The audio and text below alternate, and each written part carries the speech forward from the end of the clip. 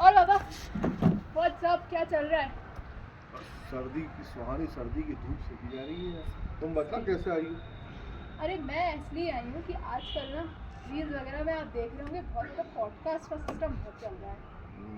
Podcast में ना एक होस्ट होता है और एक गेस्ट होता है।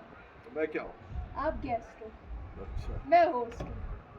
उसमें तो वैसे बहुत सारे चटपटे सवाल जवाब होते हैं जो मैं आपसे पूछूं, लेकिन मैं उतने सवाल जवाब नहीं करूँगी। मेरे दिमाग में बस एक क्वेश्चन है जो कि कुछ कुलबुला रहा है तुम्हारे दिमाग में। हाँ, और बहुत दिनों से हो रहा है।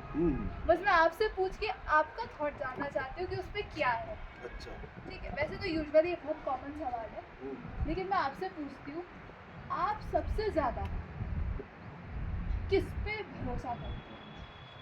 भगवान पे कि अपने पेरेंट्स? सुन लो पूरा क्वेश्चन सुन लो पहले। सबसे ज़्यादा किसे मानते हो? भगवान को मानते हो कि अपने पेरेंट्स को मानते हो? अब जवाब दो, सोच समझ के जवाब देना इसमें। देखो, ये है ट्रिकी क्वेश्चन आज के ज़माने के हिसाब से। थोड़ा आजकल क्या है कि भगवान और का प्रचार ज़्यादा होने लगा है ना, इसलिए थोड़ा सा ये ट्रिकी बन गया है। एक्चुअली ये ट्रिकी है नहीं। मैं जो जवाब देना चाहूँगा, जो मैं समझ रहा हूँ अपनी लाइफ को देखते हुए, और जो मैं किसी एक तरीके का हाइप करना चाहता हूँ इस बात को, इस मुद्दे को, कि भगवान को what we call as a god, परम पिता परमेश्वर, as we all know. But परम पिता परमेश्वर is a unanimous word, universal truth है ये, है ना। इसको अपन गलत नहीं बोल सकते। और पेरेंट्स को क्या बोलते हैं? तुम्हारे माता पिता को क्या बोला जाएगा और मेरे माता पिता को क्या बोला जाएगा? They are individual parents. अब इसको दो तरीके से बात से समझना पड़ेगा। तो एक वो पिता है जो उसको सब देखना है, सारी दुनिया, सारी संरचना जो उसने रची गई है वो देखनी पड़ेगी। और एक मेरे माता पिता है जिसने सिर्फ दो संरचनाएं करी, है ना। उसको टेक केयर करना पड़ेगा सिर्फ दो अपने बच्चों का, या मैं को करना पड़ेगा टेक केयर सिर्फ एक अपनी बच्ची का, जैसा कि आप। तो लेकिन अगर पॉइंट ऑफ व्यू रखा जाए कि एज अ पेरेंट गॉड आया, एज अ पेरेंट मेरे मदर फादर आया, तो मैं ये बोलूँगा मेरे मदर फादर या मेरे पेरेंट्स या किसी के भी individual human parents, they are more loving, they are more affectionate towards their wards, towards their children. कैसे? उसका भी एक जवाब है। परमपिता परमेश्वर की लायबिलिटी तो सब जीव जंतु है, पेड़ पौधे हैं, हम तुम हैं, समुद्र में लेने वाले, ऊपर उड़ने वाले, आकाश में उड़ने वाले पेड़ पौधा और लिविंग बींग्स। अब उसकी लायबिलिटी, अब आप चिल्लाते रहते हो, हे भगवान मुझे बचा ले, हे भगवान मेरे को ये कर दे, कि ये एक मुंह से निकलने वाला एक रैंडम सी तकलीफ के समय जब भगवान को याद किया जाता है, तो क्या भगवान साक्षात आके आपकी कोई मदद करता है? नहीं करता। वो एक सर्कमस्टांसेस, कुछ ग्राउंड्स बनाता है जिससे आपको कुछ मिलता है, कुछ नहीं मिलता। लेकिन आपके पेरेंट्स या सेल्फलेस मोटिव से आपका काम करते हैं, मेरा बच्चा, है ना।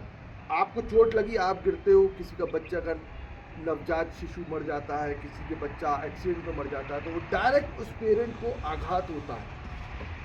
वो पेरेंट बड़ा तकलीफ में आता है, उसका जीवन, बचा खुचा जीवन बिल्कुल नरक बन जाता है अगर उसका वो बच्चा को तकलीफ होती है। और वहीं अगर वो बच्चा नाम कमाता है, दुनिया में नाम करता है, तो वही पेरेंट सेल्फलेस मोटिव से बड़ा खुश होता है, गर्व फील करता है और ब्लेस्ड करता है।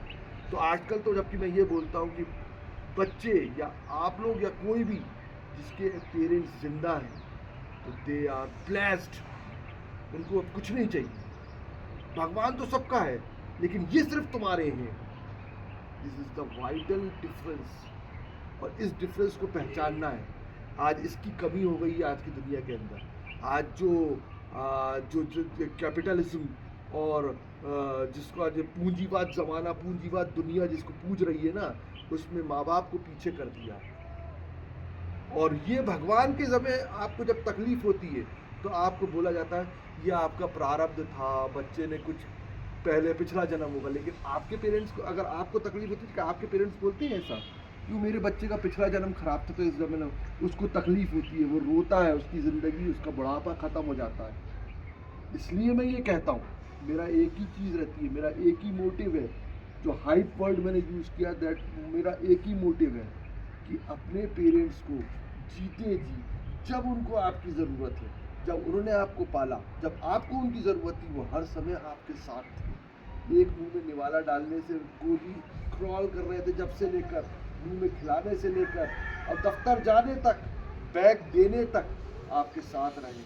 तो जब उनको ज़रूरत पड़ रही है आपकी, कि अब वो अकेला नहीं रहना चाहते, अब आपने अपनी एक छोटी सी दुनिया अलग बना ली है, उनको बाईपास मत करो, उनको हमेशा अपने साथ रखो। They are the most closest God and they are the most powerful God which you are having in your life, and you are blessed कि आपके अगर पेरेंट्स जिंदा हैं तो उनको सदैव खुश रखो, उनकी सदैव पूजा करो, सबसे पहले उन्हीं की पूजा करो, वो खुश तो आप खुश, यही मेरा कहना है, इसी को डिफरेंस करो।